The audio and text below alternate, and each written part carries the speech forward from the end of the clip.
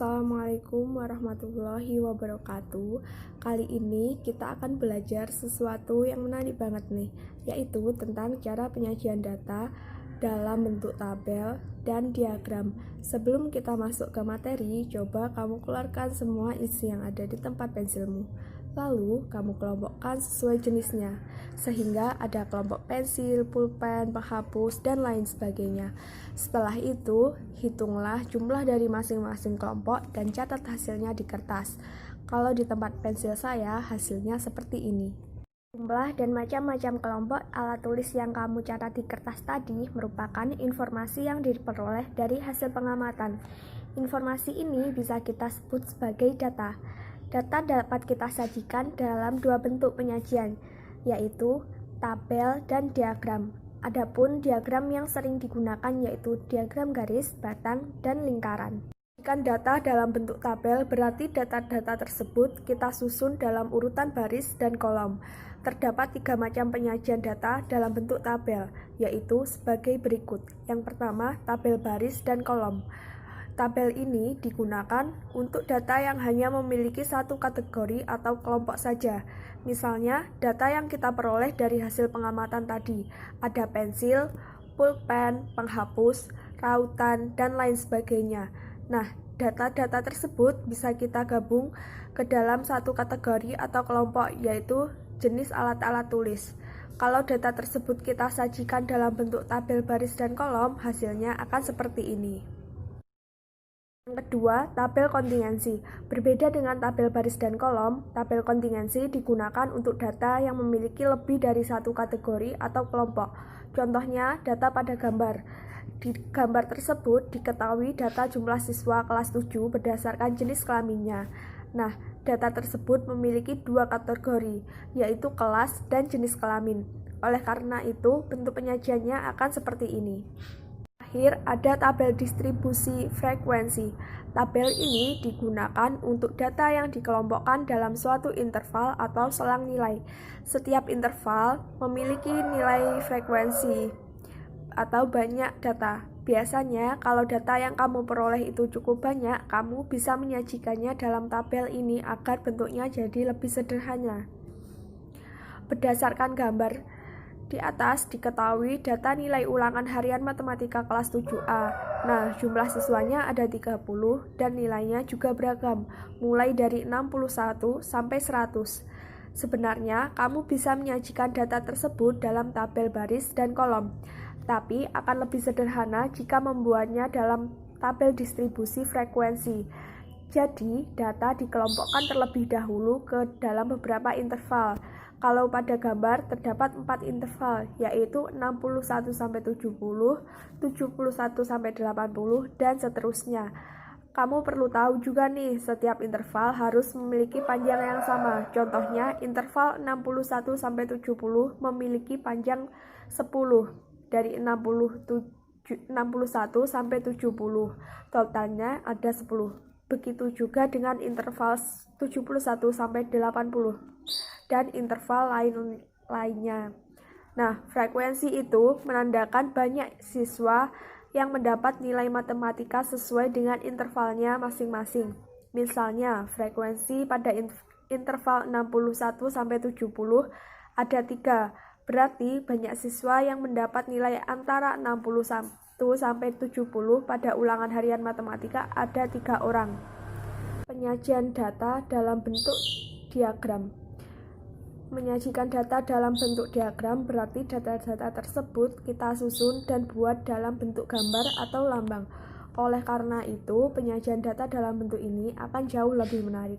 Terdapat 3 jenis penyajian data dalam bentuk diagram, antara lain sebagai berikut. Diagram batang. Diagram batang biasanya digunakan untuk menyajikan data yang dapat dikategorikan atau dikelompokkan.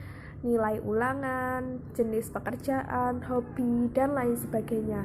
Dan data tahunan, misalnya harga barang dari tahun ke tahun, besar keuntungan dari tahun ke tahun, dan sebagainya.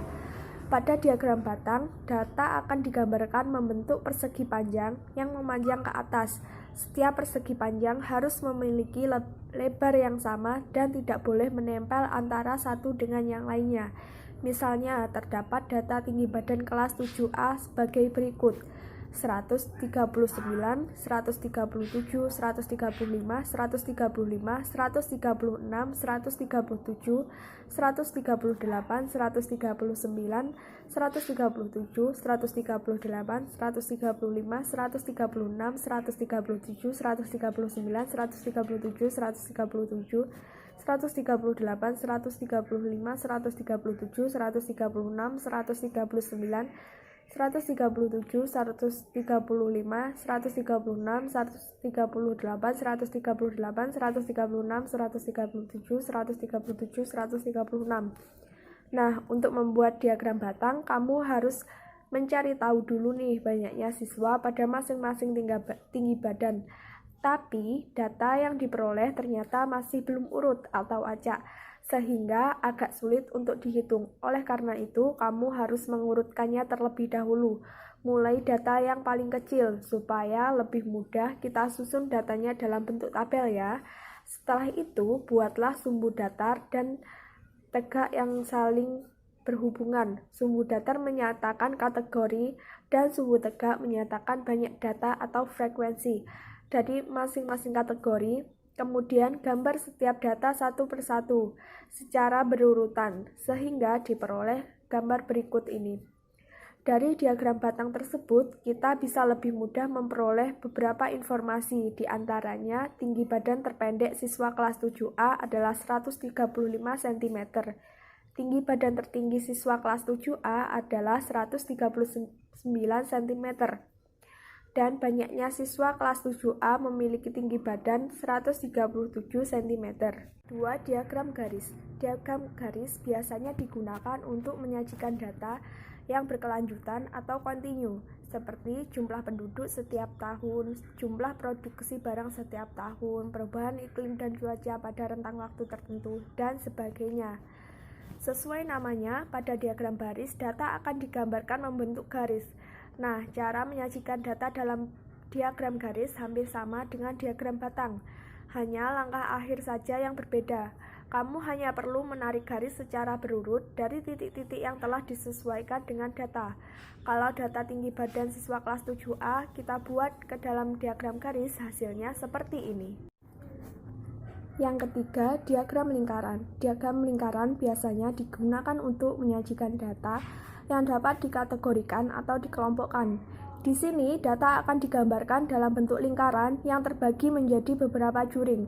Nah, juring-juring ini dapat dinyatakan dalam bentuk persen atau derajat. Besarnya persentase dan derajat dipengaruhi oleh besar nilai atau frekuensi data, sehingga setiap juring akan memiliki ukuran yang berbeda-beda. Jika juring dinyatakan dalam bentuk persen, maka satu lingkaran penuh total persentasenya adalah 100%.